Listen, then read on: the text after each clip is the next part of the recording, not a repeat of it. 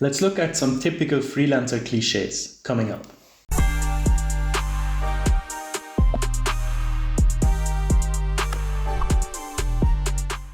Hello and welcome back to the Freelanceverse. Thanks for coming back to the channel. As you can see, new surroundings. Those of you who followed the channel for a while know by now that this is my parents' home.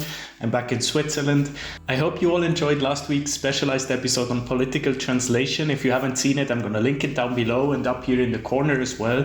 Thanks so much for the amazing reception. These videos always take a lot of time. They're a lot of effort, but I love doing them because it's great for the community. I feel like people can learn from experts in the field, so I want to keep doing them. So thanks so much for the support on the series. Today's video will be shorter, I think. It comes from a few conversations I had throughout the year, and a few times it came to my mind that I really need to make a video on clichés, on misconceptions about freelancers, because you do hear it in personal conversations, but also just on LinkedIn, on the internet, when people talk about freelancing in the real life, in the real world as well. There is some bad connotations always coming up, and I do wonder why. I have written them down throughout the year, and now I have my top 10 clichés that I hate the most and I want to rectify today. So let's get started right away. Cliché number 1, freelancers can't provide the same quality as agencies or companies. That's really a pet peeve of mine. I do see that often, especially with let's say construction workers or a bit more the manual workers when they go freelance or self-employed.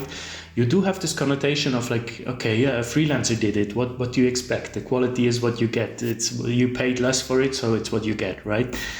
But that doesn't mean okay, maybe a freelancer is cheaper than a company or an agency, but that has nothing to do with the quality, right? That has to do with lesser overhead costs and a thinner profit margin probably.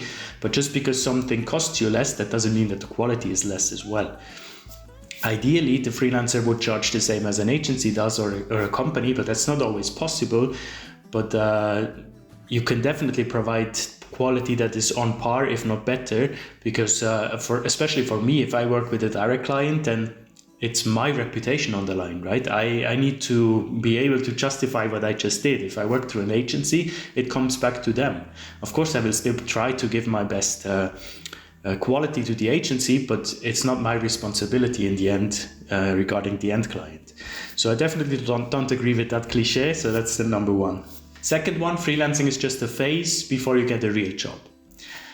That's really strange because especially if you start out freelancing, mostly it's the other way around, right? People follow a career in a corporate life, for example, and then they get sick of it, like actually physically sick of it oftentimes, and they turn to freelancing because it's much more relaxed. You are your own boss, you have your own hours. But if you start out as a freelancer, like I almost did, I mean, I was a few years in the corporate world and then I changed quite at a young age still. Then it often is seen as, okay, yeah, he's just living his life, he's traveling, and then later on when he settles down, he will get a real job. But it's definitely not just a phase, right? People decide to be freelancers, to be self-employed because it is their preferred, the best model of working for them. You have to figure out what's best for you. It's not for everyone. So before you start, it's definitely clever to think about what it actually means to freelance. For me, at the moment in my life, it's definitely the best option and not a phase. Next one, freelancers can't have a stable income. That is not true. It's a cliche that often people think, like when it happens sometimes when I go out with friends or with family, and then it's about the paying, and then like you feel kind of a sensation of, oh yeah, let me pay. You're a freelancer, you need to be careful with money and stuff. I find it funny because, especially in Belgium, you can definitely earn quite a lot more as a freelance translator than as an employed translator. So, but yeah, there is a certain amount of instability, of course, just because you don't have a fixed income. So you have to invoice every month and these invoices get paid and that's your income. But for me, I'm doing this now 6-7 years already and my income is relatively stable. In the beginning, the first 1.5 years was quite hard to establish myself, but since then it has steadily gone up a bit or was stable every month. That is because I have clients that come back regularly, that I have a good relationship with. If I don't have enough work for a day, I can just tell them, hey, I have capacity, send me more stuff. And that gives you a lot of freedom if you have and stability if you have regular clients that send you a lot of stuff. Robert Gebhardt of the YouTube channel Freelance Translator Tips made recently a video that a 400 euro retainer job is much better than a 4,000 one-time job, and that is definitely true. If you can have a 4,000 euro one-time job and then never again work with that client, or a regular monthly 400 euro basis, that gets you much further, right? Because you can plan. As a freelancer, planning for stability is very valuable. I'm gonna link the video up here. It's very interesting to watch it. Next up, freelancers have a lot of time, a lot of free time. That is funny. It kind of goes into the next one, which will be freelancers are always available. So these two are kind of interconnected. Just because you are freelancing, it doesn't mean you have always time to do other stuff, right? Especially I talk to some people who still live at home at their parents, for example, and they are in their home office trying to work, and then people are coming in and say, hey, can you quickly do this for me? Can you do this? Can you do this translation for me? Because it looks like you're not really busy, right? You're just at home on your laptop. So there is definitely the free time thing is a big one, because we also pride ourselves in having enough free time and not having to work overtime that much, because you do make your own hours. But especially in the beginning, when you're starting out, it can happen that you're working evenings, you're working weekends. I did that too. It's not sustainable. I don't recommend it in the long term, but once you're starting out, to get the ball rolling, it might be needed, right?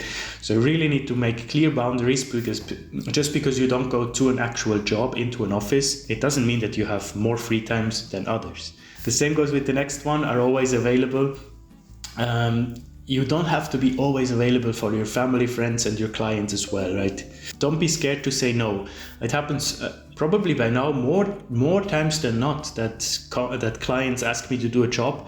I don't immediately accept it. I have to say, okay, I can do it, but I can't do it by Friday. I can do it by Tuesday. I give them a proposition and I tell them when I'm available. Especially now, recently I've been going a lot to industry events, to trade fairs, etc. And it's not easy to communicate to your client that you're not available, you're not on holiday, but you're not available to do this job because you're doing professional development. But this is entitled, you're entitled for that. If you worked in a company, you will also have these training days. So you need to build them into your pricing, into your planning of days off. And weekends anyway, I'm not available. I don't have my emails on my phone, so I don't even respond to anything. So really show your clients when you're available, and don't work overtime just because they think you have to be there. Next one, freelancers are cheap. Or in parentheses, I wrote, I have a friend who can do it for this and this, much cheaper.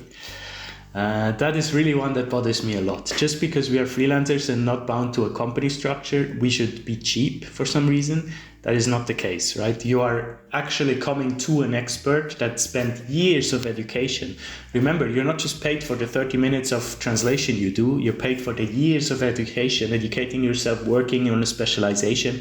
So of course, the 30 minutes is not going to just be your actual time, right? It's not just going to be like 15, 20 euros of your time. You can charge why you're the expert.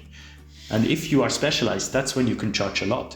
So of course, my hourly rate is way higher. And sometimes my client asks me, why so much for half an hour or for an hour? My friend does it for this and this hourly rate. And then I say, yeah, okay, go to your friend, please go to your friend. Of course, I'm in a position now where I can say that. I'm aware that not everyone can say that. But I don't have any problem with that. I immediately tell them, sure, go for the cheaper option. You will just get what you pay for. For me, you get a complete package, an expert analyzing your text, delivering you a very polished version of your copy. If you want that, then I'm here for you. This is my price. This is what I charge. If you want to pay it. Otherwise, go to your friend. It definitely is a cliche that freelancers have to be cheap. They do not. Next one's freelancers don't want to work hard. That is I'm not sure. No, it's definitely a cliche. It's definitely not true. We do want to work hard, but there is a distinction there. Like, you can have positive pressure and negative pressure, I feel like.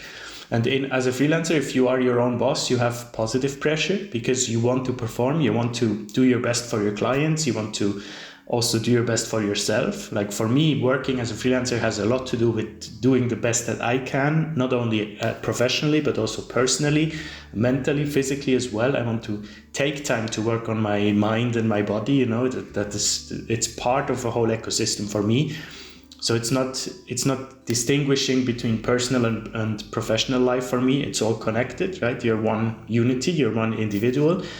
So it all comes together for me. So working hard means not only working hard as a profession, but also as life, in general. You want to grow, right? You want to self-improve and also self-accept, by the way, because part of growing is, of course, self-improvement. But if you only put always labels on yourself, I have to do this, I have to read more, I have to work harder, I have to do more outreach, I have to find clients, then you create this checklist and it's impossible to achieve, right? So sometimes I think half of growing as a person, professionally and personally, is self-improvement, and the other half is self-acceptance. So also sometimes sit down and say, I'm enough. I do really well. You have to accept that where you got yourself in the last years is amazing.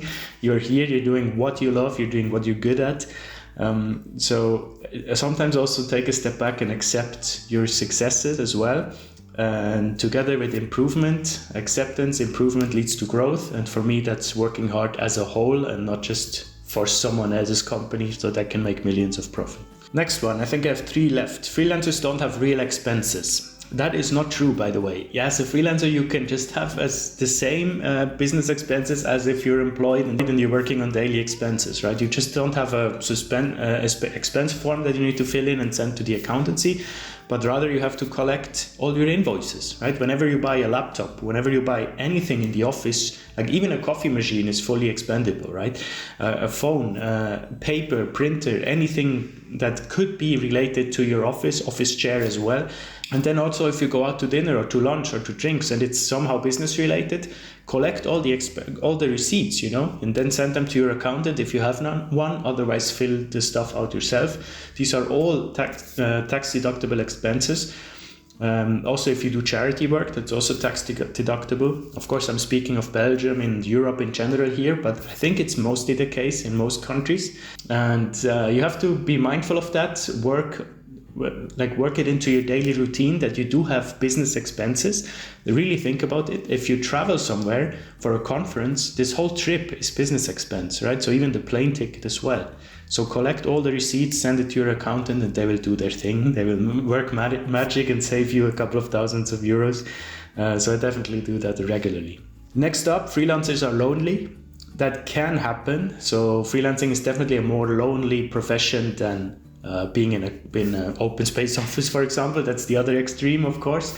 But just being in a team, it definitely means that you are not surrounded by a supportive team. You can't go to a boss to complain if something is up, right? You have to deal with all this yourself. It doesn't mean, though, that you have to be lonely. There are ways to collaborate. You can go to co-working spaces. You can have virtual chats with people. There is an amazing initiative called Team Translator. If you're a translator in freelance business, check out Team Translator from Aniko and Kelsey. They do an amazing job in community building. I will also have them on the channel early next year, by the way. We are just in talks now. You can have a buddy to collaborate with, or maybe to do a daily check-in. I know some people who do at the beginning of the day. They make their coffee, they go on Zoom, and they just talk what they will do today, and then go their separate ways and work. So these little interactions can give you the feeling of having a team if you need that. If you're okay with being alone, so not lonely, but you enjoy your own person, the solitude, right? That's perfectly fine. That's what the case is for me. But don't think just because you enjoy solitude that you are fine with working alone. It's not exactly the same. I still figured out that completely alone is not my preferred version of working. So now I'm working in teams and I go to cafes, I go to co-working spaces. So you have to figure it out yourself. You definitely don't have to be lonely. You will most of the time work alone, but that's also fine. And the last one, number 10, freelancers should work for exposure, not for money. Incredible. Like, that's not even a cliche, that's just wrong. Definitely not. I'm completely against free labor. Especially in Brussels, it's really a common thing also that internships are unpaid. I find it so strange. Like, why would a big corporation have free labor just because you are inexperienced? I mean, they're saying they're paying you with experience, but that's not the case. So definitely I would never go for a free exposure job. Free test also not. I did some free tests in the beginning, so I'm not completely opposed to it, but if possible, they should definitely pay for, because they will use this text. The company that makes you test, they will use it. So it's free work for them, free labor. It should be illegal in my opinion. Exposure is not payment. We don't work for exposure, even if it's a big company that tells you, oh yeah, your name will be here and here. Your name will be on the cover of the book. Can you translate this book for free if your name is on it? Don't do that. Translating a book takes hours, days, weeks, don't do that. That's insane. We work for money just as your dentist does, just as your doctor does. Exposure is a separate thing. Exposure can come with the money. Maybe you can give a discount if they also promote you on their social media. That's another thing. Then we are in negotiating, but that is not something that should replace payment. There you go. These are the 10 cliches that I hate the most. Of course, there are a lot of cliches that are also true, such as I'm traveling a lot. I can work from whenever I want. I can work in my pajamas on the sofa if I want, which I do regularly, by the way. That's not a cliche, it's actually true. I feel like freelancers are much less stressed because you don't have the stress of the corporate structure. You don't sell most of your waking hours to a company that gives you enough money to just, live and a bit more. So I don't think that's a fair trade. You are living your own life. It's all becoming kind of a one circle, as I mentioned before. Your personal life and your private life is your personal life and professional life are intertwined. It's definitely not for everybody, but if that sounds something you like, if you want to work on your life as a whole, then freelancing is for you. Make sure to subscribe to the channel. Thanks for watching, and I see you next Monday. Bye bye.